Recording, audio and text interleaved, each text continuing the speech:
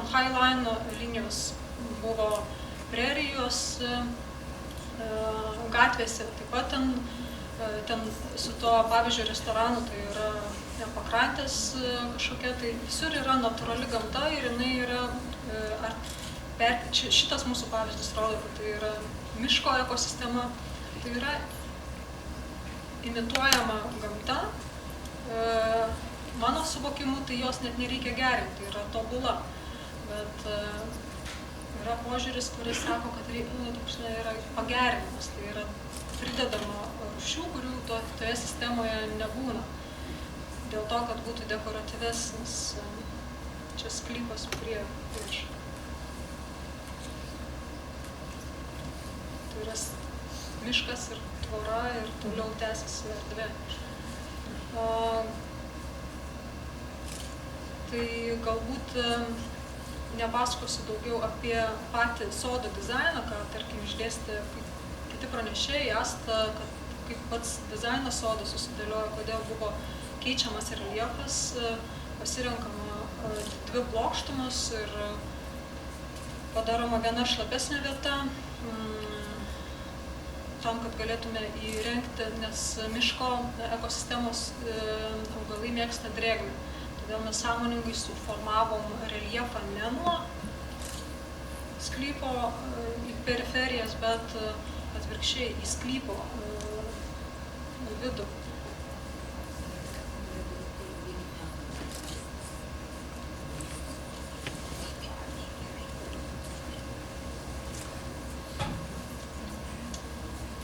Tai va čia šitai nutinka, kai pagaunam auksinę žuvelę. Tada tos idėjos, kurios mumis įkvėpia, pradeda eiti per mumis, mes įkvėpiam kitus žmonės, o geriausiu atveju, tai iš tikrųjų mes įkvėpiam kitus žmonės daryti tai, ką jie nori. Žiūrėti tai, kas jiems svarbu ir jūs visiems linkimės žiūrėti, kas jums įdomu, kas jums gražu ir tai orientuotis ir tai yra svarbiausia. Ačiū labai.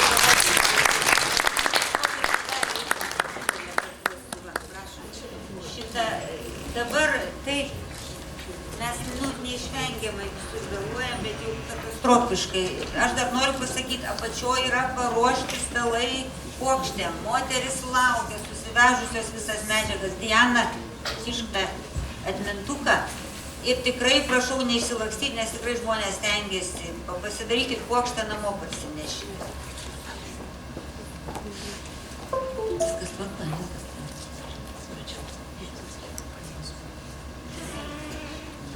Neišeina žmonės, neišplaukia.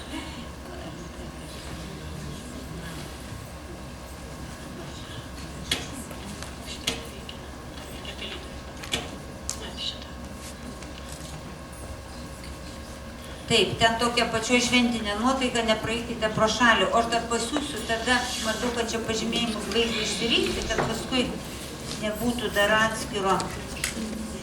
Tiesiog per rankas ir taip visi, kiekvienas gerai prasižiūrėsite. Ar jau visi turit šiaip čia esantis, ar yra kas neturite? Yra. Tai gerai, tada taip, vyrai, patikrinkit, ar visi gavo, ar ne visi gavo. Tai prašau, kaip ten tau Diana sekasi.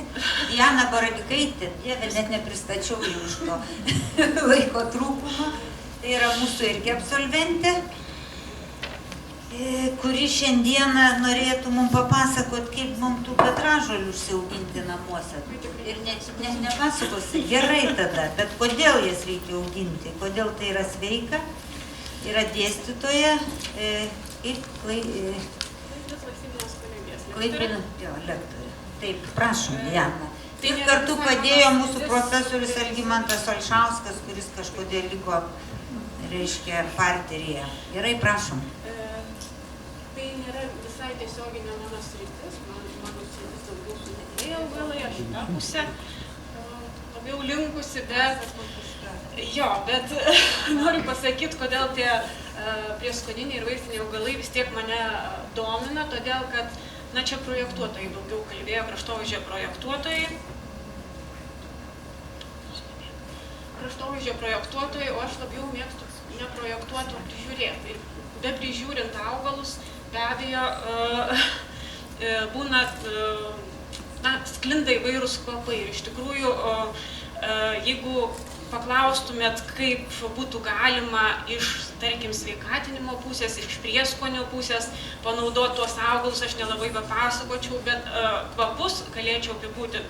Iš tikrųjų, priežiūros metu, jie puikiausiai įsimena.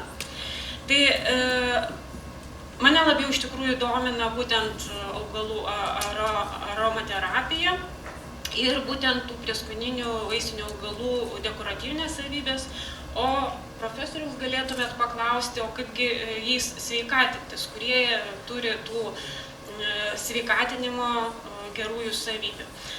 Viskas prasidėjo, gal čia, nežinau, mokinių nelabai yra, dauguma žinot, kad Lietuvoje tai be abejo kiekviename darželėje buvo galima atrasti ne tik dekoratyvių, bet ir prieskoninių vaistinių augalų.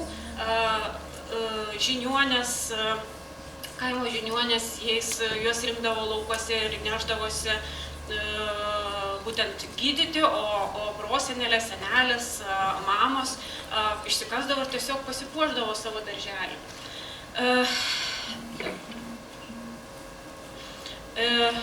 Europoje prieskoniniai augalai atsirado tuo metu viduramžiais vienuolynuose, kaip ir minima, kad prasidėjo būtent tas sodų formavimo metas. Tai taip pat nieko naujo nėra. Buvo viduramžiais, sakykime, prieskoniniai augalai naudojami, kurie toliau renesanso laikotarpiu vėl sodose naudojami, tik jau kaip dekoratyviniais tikslais. Ir dabar interpretuojama vėlgi su apskritai visais augalais, tuo pačiu stengiamas interpretuoti ir su vaistiniais prieskoniniais augalais jau būtent kraštovaizdžio architektūroje.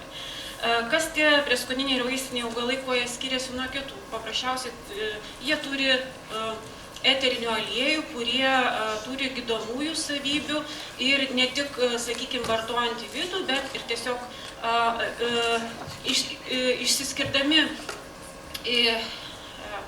išskirdami į aplinką eterinius aliejus, mus veikia per nervų sistemą ir taip mūsų organizmas reaguoja būtent į vieną ar kitą eterinį aliejų ir, mus nežinau, netiesiogiai per uoslę, sakykime, sveikatinimą. Tai taip labai svarbu, sakykime, projektuojant jau aplinką, kraštovaizdį, atkreipti į to augalo ne tik dekoratyvinius požymius, dekoratyvumą, bet ir kokį kvapą jisai skleidžia, ar skleidžia apskritai kvapą. Prieskoniai keliauja. Kaip ir daug kas dabar, kraštovaizdžio architektūra, kaip baldai apšvietimas iškeliauja, sakykime, į lauką, į atvirą erdvę, taip prieskoniai keliauja, tiek gyvena viduje patalpose, tiek lauke, tai jau nieko tiesiog nebenustebinsim. Ir čia mes pamatyti tų prieskonių, kaip sakyti, sankaupas galime botanikos soduose, sakykime, kažkokiuose tai parkuose, bet